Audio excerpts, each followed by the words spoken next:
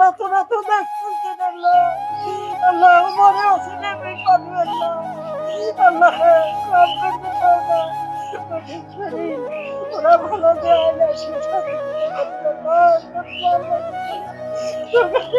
কান্নাকাটি করিয়েন না, আমরা আপনার পাশে আছি।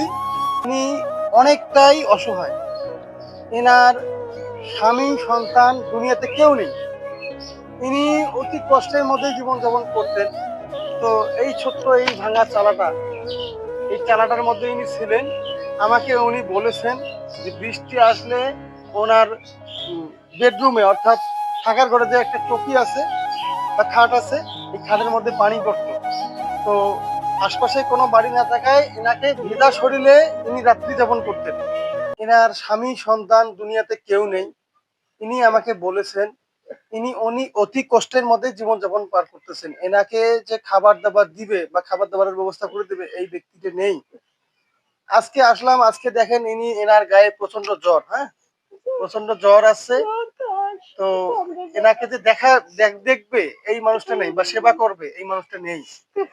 তো ইনি অতীতে একটা ভাঙা চলার মধ্যে ছিল, দিয়েছি আপনারা দেখেছেন। তো এনার দীর্ঘদিন প্রতীক্ষার পর একটি সুন্দর ঘর করার জন্য করতে আমরা সক্ষম হই।